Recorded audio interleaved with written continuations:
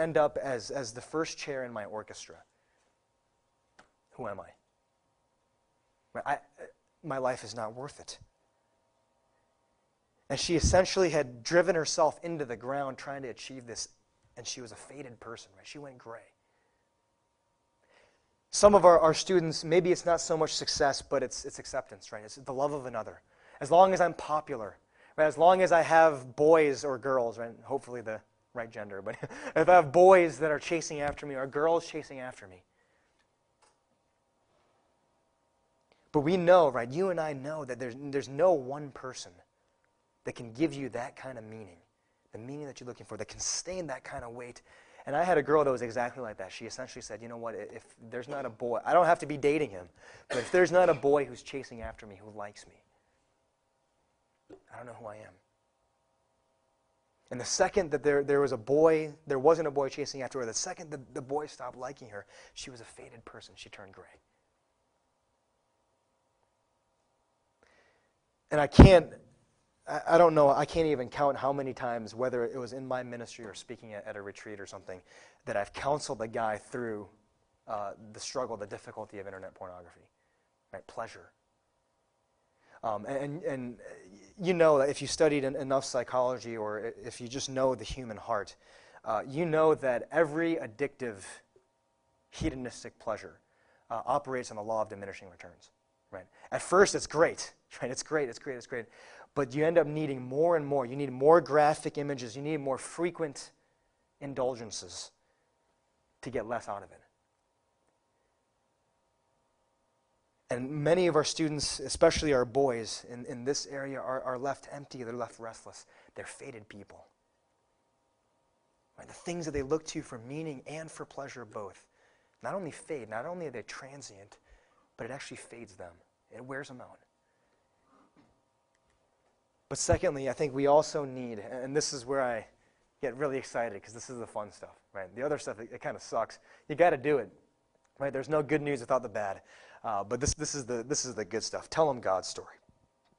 I'm going to start here with a loss of meaning, and then move to hedonism. I'm going to break it up into two parts because I think there's two separate issues going on here. But let's start with a loss of meaning, right? We said before, right, that there's two longings of every human heart, right? To mean the world to somebody and to do something meaningful in the world. So what do? We need to show them why in Christ they mean the world to God. And essentially what this is identity in Christ. And we'll talk about what that means. Not just identity in Christ. Okay, and I know some of you are asking, why start with identity and not purpose? Right? Why start with meaning the world to somebody, meaning the world to God, and not doing something meaningful in the world? Why start with identity? Psychologists across the board, whether you're secular, whether you're Christian, I don't care, across the board have essentially had one common thing they agree upon, that you can't do anything meaningful until you know that you are meaningful. Right? Across the board, everybody will say that. But this is where I think secular psychology drops the ball. Because they talk all about self-esteem, right? Just mean the world to yourself. Right? That's essentially what they're telling our kids to do. That's what they're telling us to do. Just mean the world to yourself. But you can't do that, right? You might be able to when things are going well. You might be able to when life is easy, but once life gets hard, it's not enough. You need to mean the world to somebody else. And actually, it can't just be anybody else, right? It's got to be somebody better than you. Ernest Becker writes this. I can't say it any better, so I'm just going to read it.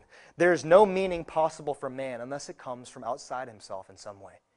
One simply cannot justify his own heroism in his own inner symbolic fantasy. He is meaningless unless justified from outside himself. Needless to say, human partners and human performance cannot do this. Neither the lover nor the work can dispense cosmic heroism. This can only come, and I love this, this can only come from outside the individual, from beyond, from our conceptualization of the ultimate source of things, the perfection of creation. Right? We said before that Becker's not a Christian, right? But what he's picking up on here, right? This can only come from outside the individual, from beyond, from our conceptualization of the ultimate source of things, the perfection of creation. Just go out and say it, Ernest. You mean God. That's what you mean. And I think what Becker's picking up on is that we need someone from the outside, somebody better than us, somebody ultimate to say to us, you mean the world to me. And who better than the God of the universe, right? Who more ultimate than him to say to our kids those words? But I hope you notice that up until this point, I haven't said anything different from relativism. I haven't, right? And I think this is where Christian ministry drops the ball. Because I think Christian ministry simply leaves it at that. Right? You mean the world to God. And that's why most of our kids shrug their shoulders and say, psh, that's BS. That's garbage. But the Christian gospel tells us that God didn't just say it, but that he showed it. Right? That on the cross, that Jesus, who literally was the one who meant the world to God, became nothing. So that we, who should have meant nothing to him, now mean the world to God. And what that is that's Christ esteem, right? That's not self-esteem. That's not simply identity. That's identity in Christ because of what Jesus has done. And once the kids understand that, you'll start to see them come back to color. Okay? Because two things will happen. First, they'll be assured that they are meaningful to God. It's not relativism. They're not going to be left asking the question, how do I know? Because they have a receipt. They have the cross. But also, they'll want to do something meaningful for God, purpose. And I'm not saying they're going to do it automatically. You might need to nudge them, right? You're going to need to help them along. But it'll come, right? I share with you a lot of stories about my students. I had one kid who... Again, pretty apathetic kid, right? Raised in a pretty moralistic ministry. And essentially, he told me, probably about his freshman or sophomore year, I don't want to do anything with my life. Right? So he essentially was sitting there saying, I'm okay just floating through life. If I have to work at Burger King, that's fine. And not there's anything wrong with working at Burger King, right? That's fine. But what he said, I don't really have any desire or any purpose for my life. I don't want to do anything. And I remember probably 3 months before I left, and this was his junior year, he sat me down and he said, you know what, Dave, I think I know what I want to do with my life. And he said, I want to teach.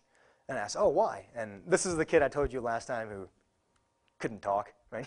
Not the brightest kid, but he was all like, oh, yeah, I find that, I had a lot of trouble learning, so I want to help people who have trouble learning, right? And I'm like, yeah, that's a good reason to want to teach. But something that I noticed along the road for this kid, he was a kid before, too, that grew up very moralistic. He was the one that said, before I didn't want to, now I do, right? And something that I saw happen along the way for him wasn't just me pounding it, hey, if you don't figure out what you're going to do with your life, you're going to be a bum, right? You're going to go bankrupt. You're going to be poor, right? It wasn't that, but I think along the way he deeply understood that he meant something, right? That he was valuable. And not just valuable in this general sense, but that he was valuable to somebody ultimate, right? To somebody ultimate that would literally give his life to show him how valued he was.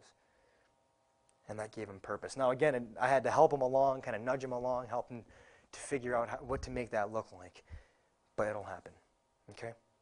So tell them their story, tell them God's story. That's for meaning, okay? That's what it means to tell them God's story. When it comes to meaning. But what about pleasure, right? You can't tell students, in Christ you mean the world to God. What's that going to do with pleasure, right? That's not going to do anything. So I think with pleasure, we need to show them why Christ means the world to them. And this, we talked about it a lot last time, so I'll just breeze over it. It's the beauty of Christ, right? It's not just enough to show them that pleasure fades them, right? But we need to show them something that can bring them back to color. And Chalmers says this. I'm sure you've heard this quoted. Tim Keller actually quotes this, I think, 2 or 3 times, multiple times. And I took it from Chalmers and Keller because I think it's brilliant. But it says this. A youth ceases to idolize pleasure, but it is because the idol of wealth has gotten the ascendancy. And that even the love of money ceases to have mastery over the heart. But because it is drawn to the whirl of city politics. Now he is lorded over by the love of power. But there's not one of these transformations in which the heart is left without an object. Its desire for one particular object may be conquered, but as to its desire for having some one object or other, this is unconquerable. And this is the beautiful part. It is not enough, then, to argue the folly of an existing affection. It is not enough to make good the evanescence